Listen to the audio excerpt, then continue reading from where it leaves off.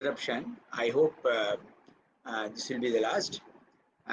Maybe something to do with my relatively poor knowledge of technology and lesser experience with Facebook. So, I was talking about the um, Dutch experience while doing pathology in the post-war victims. So there are many other evidences. It is very clear that it is the cholesterol which is at the heart of the problem. At the epicenter of the problem is the cholesterol, and more specifically LDL cholesterol. Now, having known this, people said for a long time, people knew that there is something to do with between the two, but proper attempts were only made to reduce the cholesterol and improve the patient's condition only in the 1900s. Just like high blood pressure, for a long time people believed that high blood pressure is essential to send blood to the brain, and that's why they used to call it essential hypertension, which we know is very incorrect. And today we insist on reducing the blood pressure with all so much of knowledge. Similarly, it took a long time for people to actually accept the fact that cholesterol is at the epicenter of the problem, and finally it was realized. But what happened was, many drugs which were tried with to reduce the cholesterol, they did not work. Many drugs came and went out of the window. They reduced the cholesterol to some extent, but patients did not get benefit out of it. They were giving the medicine, but nobody benefited it. At last came the statins. Statins are supposed to be the wonder drugs of the 20th century, and we know now for many years that the statins reduce the blood cholesterol to a great extent, depending on the dose, and they do wonders for the patients. One of the first studies that showed that by giving statins, you can bring down the cholesterol, and then it will convert into reduced chances of heart attack. Earlier, they knew that it can reduce, but they couldn't demonstrate it. The first demonstration that by giving statins, you can reduce the cholesterol and you can actually translate it into a reduction of chances of getting heart attacks, stroke, paralysis, and so on. That is called the 4S study. It used a statin drug called simvastatin, and this was actually one of the weaker statins. Then came so many statins, and today we talk of only two statins for practical purposes. One is the atorvastatin, and the other is the rosuvastatin. So many trials have been done in lakhs of patient years, and we have got a plethora of evidence, a lot of evidence that statins are very effective drugs. Statins will bring down the cholesterol, statins will bring down the LDL cholesterol in specific, and this is actually responsible for a great reduction of chances of getting heart attack, stroke, and so on.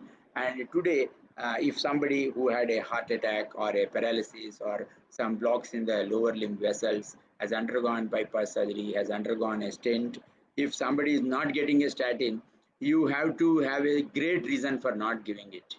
You may be actually, a doctor may be sued today if you don't give him a statin. Why you are not giving it? Because the evidence is so overwhelming. Of course, in a rare patient, the patient may not tolerate statin. He may get severe muscle pains, but these are very uncommon, very rare. I must have treated um, huge number of patients with statins, and I think I don't recollect more than few, 2-3 patients, not more than 2-3 patients who said, I just cannot take a statin, give me something else, or please don't give me anything, I'm okay to bear with this. That's a very rare situation. But in most situations, patients tolerate statins very well. The initial days beliefs that statins can produce this problem, that problem, etc., they are all shown to be incorrect, and we don't believe in that. So today, what are the situations under which we give statins? All patients who had a heart attack, all patients who had angina, all patients who have diabetes, all patients who underwent bypass surgery, those patients who underwent stent, they're all candidates for statins. And many people, one of them is myself, believe that those who have high blood pressure also, without any heart attack, etc., also, still the patient may benefit from statin. Just a moment.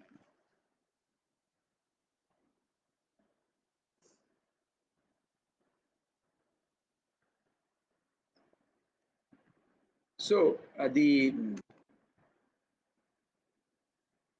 statins are very effective drugs, as I said. They reduce the um, levels of cholesterol in most patients to a great extent required. But there are occasional patients, as I said earlier, they may not tolerate.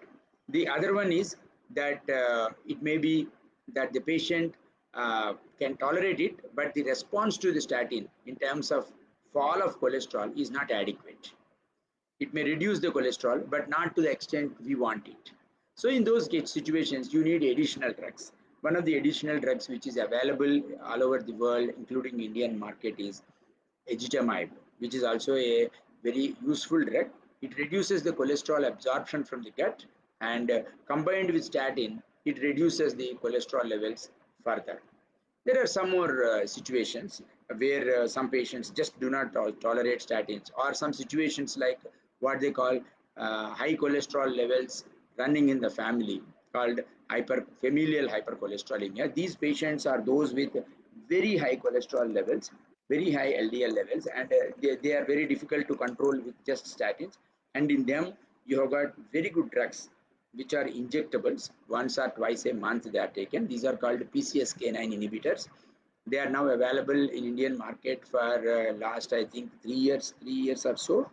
A lot of patients in India have been treated with these drugs. These are expensive as on today, but they are even more wondrous than statins. And usually these patients who do not respond adequately to statins are given these injections, or some patients who do not tolerate statins are given these injections, and they bring down statins really remarkably well. Now the question comes, doctor, how often do I check my cholesterol? And at what age should you start checking? Now, we all said earlier that you should start checking statins at the age of 40 or so. Checking the cholesterol levels at the age of 40. Later, we came down to 30. Now, we say that even in childhood, you should check, because the longer the number of years a person, a man, or a boy, or a girl is exposed to high levels of cholesterol, the greater the trouble for him. And therefore, the earlier you detect elevated levels of cholesterol, it is better for him. And if you require, you tell him lifestyle management, diet change, and if required, drugs. And there are many countries, particularly Netherlands, once again, where somehow this interest in familial hypercholesterolemia has been great, and they found a lot of patients actually that high cholesterol levels run in the family. In India also, a lot of data is there that we also have this problem of familial hypercholesterolemia. It can be homozygous or heterozygous. Those of you who are science students will understand easily what is homozygous and heterozygous. And homozygous means both your parents have got the gene, and you have got it, and your cholesterol levels will be very, very high. And the statins just do not work in these patients, because the receptors which remove the statins from which remove the cholesterol from the blood and the liver, called LDL receptors, they are absent in them. Of course, more commonly than these homozygous patients are heterozygous patients, in whom only one of your parents is carrying the gene, and therefore they have lesser number of LDL receptors, and they will have moderately, they are also highly elevated LDL levels, but not as bad as the homozygous hypercholesterolemia. In these patients, these PCSK9 inhibitors work wonderfully, because they have the receptors, but the receptors number is not enough, and in them the receptor numbers are markedly elevated by these PCSK9 inhibitors. These PCSK9 inhibitors are available as injection Repatha. It costs about 20,000 or so per injection, but depending on the case, depending on the risk of the individual, these injections may be indicated. If somebody had more than one heart attack and he's taking statin, but the LDL levels are not coming down, he's doing his best, at the cardiac problem is coming again and again.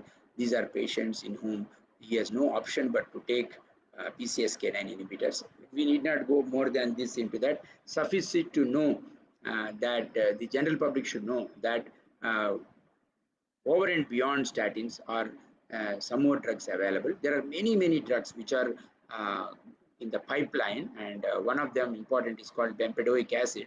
It is already approved in United States. I think in the year towards the end of this year or early 21, this drug bempedoic acid will be in Indian market also. It will be an alternative to statin, not to the PCSK9 inhibitors. Many things are happening. Many good things are happening to the patients in terms of high cholesterol. Many drugs are going to come, and the competition will lead to further reduction in the cost. In fact, some of you may know that the United States, they have brought down the cost of the PCSK9 inhibitors by something like 60% about a year back. In India also, we are hoping that the cost of these injections will come down, but that will happen only when more and more patients are given these drugs. Now, many patients ask, how do we go to the lab to get the cholesterol checked? Do I go empty stomach, or I can go anytime? Now, there are some qualifications to it. Classically, we always told our patients, go on empty stomach.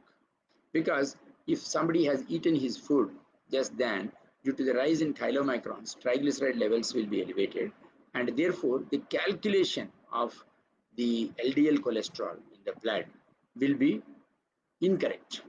And therefore, somebody goes to the lab within an hour or two of eating, then you will see that the LDL cholesterol may be unusually low, abnormally low, or the formula is incorrect and we are not able to trust it. Now, this formula is called Friedewald's formula. We need not go into that. But today, what happened is over course of time, we have understood certain things. There is a way of calculating even without the, in a patient who has taken food, and that is to calculate the non-HDL cholesterol. So one can go to the lab with this, especially those patients who are already taking statins. Probably in them it does not really make a difference. Today, more or less, most of us have advised our patients, do not bother too much about this fasting business. If you can do it in a fasting stage, it is good. But if you have to go after eating only, it is okay if you are already on statins.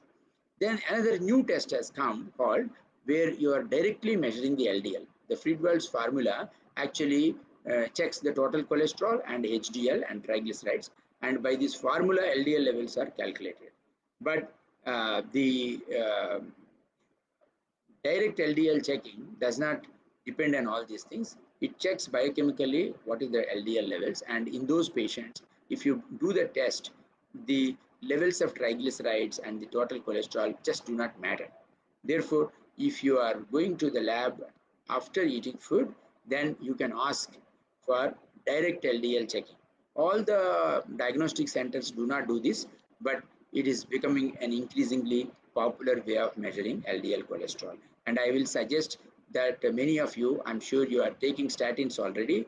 When you go to the lab, you can go and say, I want direct LDL measurement, which is the best way of measurement of LDL today. So the questions can be endless and possibilities are endless. As I told you, let me conclude this short talk by saying a few things. That cholesterol is a very important thing to measure in the blood. Most of the human beings' problems today seem to be at the genesis of it is the cholesterol when it comes to vascular disease. And out of the various components of cholesterol, it is the LDL which is the most important thing. And patients who are having diabetes, high blood pressure, already had a heart attack or angina or undergone angioplasty, bypass, etc. These such patients benefit greatly by taking statins. You cannot stop a statin, you have to continue to take it, but because you stop it, the cholesterol level will go up. A lot of patients think that I'll stop the statin and my cholesterol has come down. It is as incorrect as saying that my sugars have come down, therefore I will stop my blood sugar medicines, right? My anti-diabetic medicines, or it is like saying my blood pressure has come down, therefore I will stop my blood pressure medicines. So once you have started statins after proper consideration of all the facts and after documenting elevated cholesterol levels, you are married to the statin. You have to take the statin for a very, very, very long time. Indefinitely you have to take. And we have benefit, we have evidence that taking it in the long term will give more and more benefit to the person. How do we say that how much I should bring down? Yes, that's a very, very important question. Earlier we said it should be less than 130. Later we said it should be less than 100. Later the figure came down to 70. I'm talking about LDL cholesterol, not the total cholesterol. Now we have come to accept that you should bring down your LDL to less than 55. If you already had a heart attack, you are already on medicines, you are taking statin, you should bring it down to less than 55. And European Society of Cardiology recently said bring it down to less than 40, because these PCSK9 inhibitor injections, they have been subjected to certain trials, and where they showed that very low levels of statins will give even more benefit. Very low levels of LDL will give even more benefit, and there is absolutely no harm in bringing down the LDL levels very, very low, something like 15 to 20. Therefore, friends, uh, look at your total cholesterol, HDL, LDL, and triglycerides. Get it adequately checked and frequently checked. Listen to your doctor. Use the drugs prescribed for it carefully. Although we say that diet also will bring down your cholesterol levels to a certain extent, particularly those of you who eat lots of non-vegetarian food. But the real thing that really brings down your um, LDL levels is the drug only, and most importantly, it is statin. In this world today, huge number of people, millions and millions of people are on statins. We have lots of evidence that they are quite safe, very safe in the long run also.